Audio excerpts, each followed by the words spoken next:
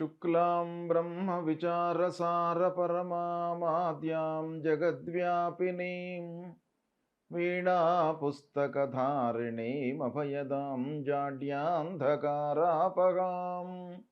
हस्ते स्फाटिकमालिकां विदधतीं पद्मासने संस्थितां वन्दे तां परमेश्वरीं भगवतीं बुद्धिप्रदां शारदां श्री महागणाधिपतये नमः श्री महासरस्वत्यै नमः श्री गुरुभ्यो नमः।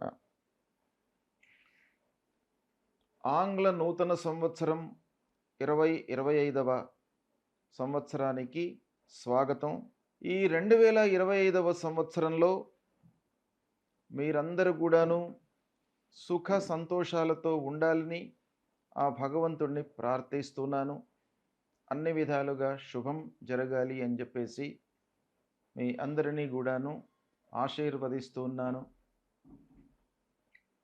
2025వ సంవత్సరంలో ద్వాదశ రాశుల వారికి గోచార ఫలితాలు ఎలా ఉంటాయి అనేవి తెలుసుకునే ముందుగా నెలవారీ ఫలితాలలో భాగంగా 2025వ సంవత్సరంలో జనవరి మాసంలో మేషరాశిలో జన్మించినటువంటి వారికి గోచార ఫలితాలు ఎలా ఉన్నాయి అనేటువంటి విషయాన్ని తెలుసుకుందాం.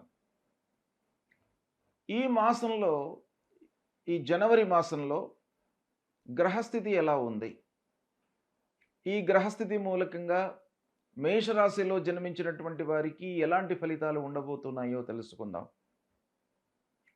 ఈ జనవరి మాసంలో సూర్య భగవానుడు 14వ తారీఖు వరకు ధనుస్సు రాశిలో సంచరిస్తున్నాడు. 14వ తారీఖు నుండి మకర రాశిలోకి ప్రవేశిస్తున్నాడు. కుజుడు 21వ తారీఖు వరకు కర్కాటక రాశిలో సంచరిస్తున్నాడు.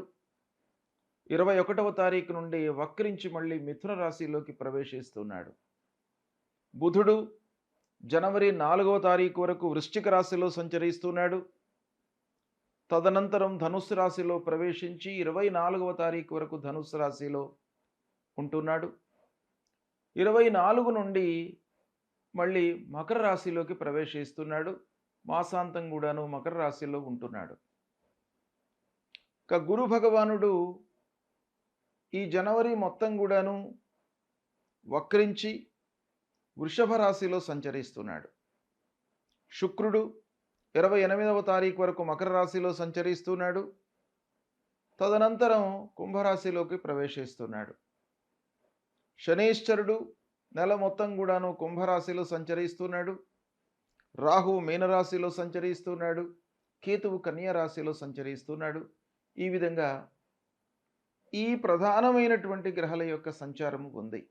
అయితే ఈ గ్రహాలు మేషరాశిలో జన్మించినటువంటి వారికి ఏ ఏ స్థానాలలో సంచరిస్తున్నాయి అనేటువంటి విషయాన్ని మనం చూసినట్టయితే సూర్యుడు 14వ తారీఖు వరకు భాగ్యస్థానము 9వ స్థానంలో సంచరిస్తున్నాడు. 9వ స్థానంలో సంచరించడము ప్రతికూలం. అయితే గోచార రీత్యా 9వ స్థానం ప్రతికూలమైనప్పటికీ మేషరాశి జాతకులకు పంచమాధిపతి అవుతాడు సూర్యుడు గనక అలాంటి సూర్య భగవానుడు భాగ్యస్థానంలో సంచరించడము ఒక రకంగా అనుకూలమైనటువంటి సంచారం. తదనంతరం 14 నుండి దశమ స్థానంలోకి ప్రవేశిస్తున్నాడు. అంటే దశమ స్థానంలో సంచరిస్తున్నాడు. పంచమాధిపతి దశమంలో ఉన్నాడు. దశమ స్థానం గోచార రీత్యా కూడాను శుభస్థానం, శుభ ఫలితాలను ఇస్తోంది.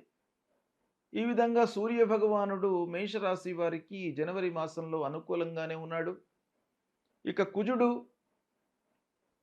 21వ తారీఖు వరకు కర్కాటక రాశిలో సంచరిస్తున్నాడు కనుక 4వ స్థానం అవుతుంది మేషరాశి వారికి. అయితే అర్ధాష్టమ స్థానం అంగారకుడికి ప్రతికూలమే అయినప్పటికీ రాస్యాధిపతి అంగారకుడు అర్ధాష్టమ స్థానంలో ఉన్నాడు. అంటే 1-4 కాంబినేషన్లో అంగారకుడు 4వ స్థానంలో సంచరించడము దోషాన్ని కొద్దిగా తగ్గిస్తోంది. అంటే ప్రతికూలతను కొంత తగ్గించేటువంటి అవకాశాలు ఉన్నాయి. తదనంతరం వక్రించి మిథున రాశిలోకి ప్రవేశిస్తున్నాడు. మిథున రాశి ప్రవేశము 3వ స్థానం అవుతుంది. కనుక అంగారకుడు అనుకూలంగా ఉన్నాడు. ఇక బుధుడు 9, 10, 11 స్థానాలలో ఈ జనవరి మాసంలో సంచరిస్తున్నాడు. 4వ తారీఖు వరకు 9వ స్థానంలో ఉంటున్నాడు. 24వ తారీఖు వరకు దశమ స్థానంలో సంచరిస్తున్నాడు. తదనంతరం 24 నుండి మాసాంతం కూడాను ఏకాదశ స్థానంలో సంచరిస్తున్నాడు కనుక బుధుడి యొక్క సంచారము మేషరాశి వారికి ఈ జనవరి మాసంలో అనుకూలంగానే ఉంది. ఇక దేవగురు అయినటువంటి బృహస్పతి అన్ని విధాలుగా ప్రభావాన్ని చూపించేటువంటి గ్రహ బృహస్పతి 2వ స్థానంలో సంచరిస్తున్నాడు. ఇది కూడాను శుభప్రదమైనటువంటిది.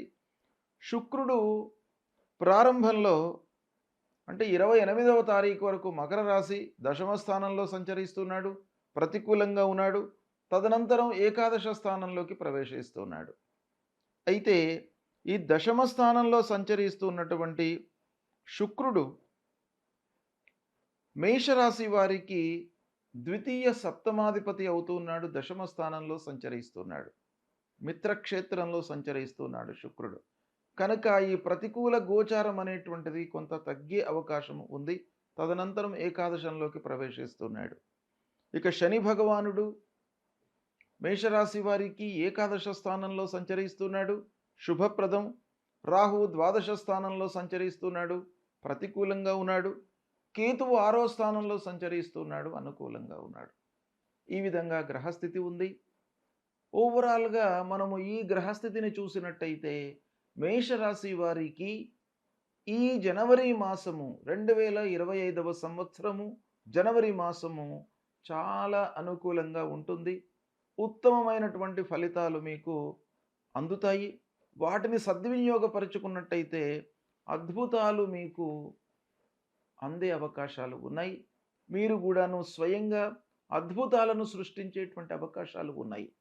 అయితే ఓవరాల్గా మనము చూసినట్టయితే సామాన్యం కంటే కూడాను మంచి ఫలితాలే ఎక్కువగా ఉండే అవకాశాలు ఉన్నాయి. అయితే కొన్ని విషయాలలో కొంత ప్రతికూలత ఉన్నప్పటికీ రాహు ద్వాదశం స్థానంలో సంచరిస్తున్నాడు, ప్రతికూలంగా అనవసరమైనటువంటి ఖర్చులు ముందుకు వస్తాయి.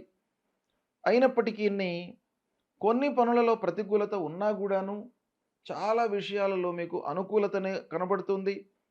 మొదటి 2 వారాలు పనులలో మీకు అనుకూలంగా ఉంటాయి. 3, 4 వారాలలో కొంత జాగ్రత్త అవసరము. బంధువులతో మనస్పర్ధలు ఉన్నప్పటికీ పనులు నెరవేరుతాయి. అయితే బంధువులతో మట్టుకు మీరు చాలా జాగ్రత్తలు తీసుకోవాలి. అనవసరమైనటువంటి మాటలు వారితో చర్చించకుండా మీకు ఎంతవరకు అవసరమో అంతవరకే వారితో చర్చిస్తూ ముందుకు వెళ్ళినట్టయితే మీకు ఆ బంధువుల మూలకంగా కూడాను సహాయ సహకారాలు అందేటువంటి అవకాశాలు బాగా ఉన్నాయి. ఇక నలుగురికి మీరు సహాయపడతారు, నలుగురును మీకు కూడాను మంచి సూచనలు ఇస్తూ సహాయకారకంగా ఉంటారు. ఆత్మీయులకు ఆర్థిక సహాయం చేస్తారు. ఇది చాలా మీకు సంతృప్తినిచ్చేటువంటి అంశం.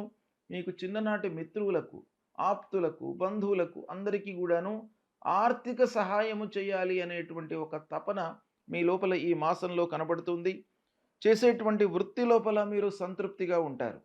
పదోన్నతి లభించేటువంటి అవకాశాలు ఉన్నాయి. ప్రభుత్వ ఉద్యోగస్తులకు ఆఫీసులో తోటి వారితో సఖ్యత ఏర్పడుతుంది. అధికారుల యొక్క ఆదరణ ఉంటుంది.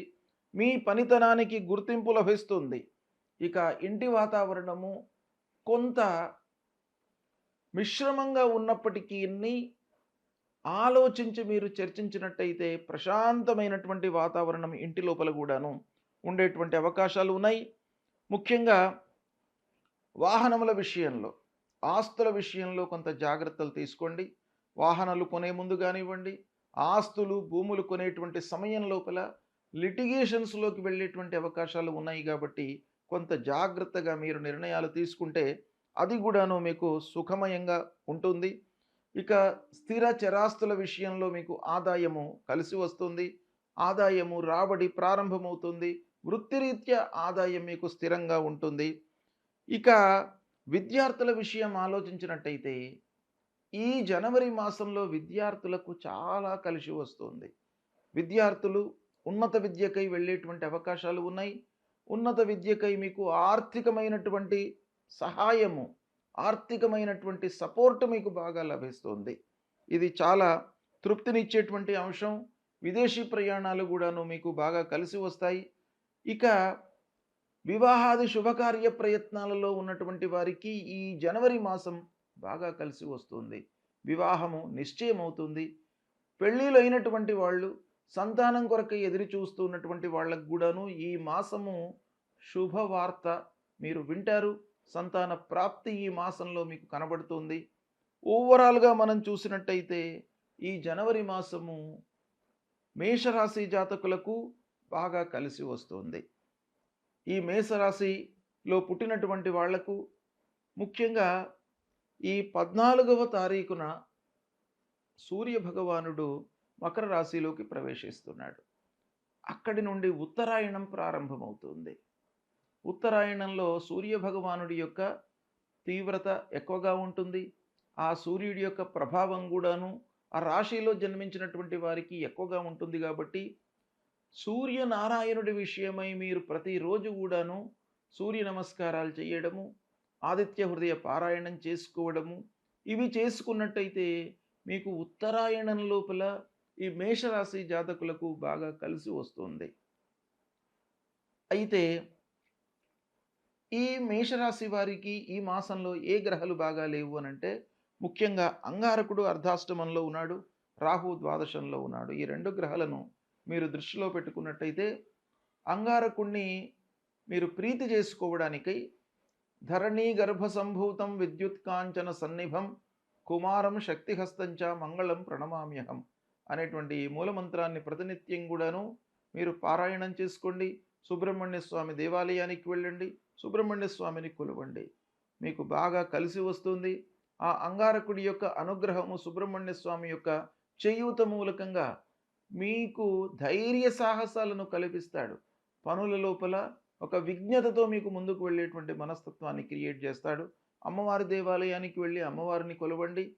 ద్వాదశ స్థానంలో సంచరిస్తున్నటువంటి ఆ రాహువు మిమ్మల్ని అనవసరమైనటువంటి ఖర్చులు ముందుకు రాకుండా ఆ అమ్మవారు ప్రతిరూపంలో మిమ్మల్ని కాపాడతారు. కాబట్టి ఈ విధంగా పరిహారాలు చేసుకున్నట్టయితే మేషరాశి జాతకులకు ఈ జనవరి మాసము బాగా కలిసి వస్తుంది. సద్వినియోగపరుచుకోండి, శుభ ఫలితాలను పొందండి. శుభం.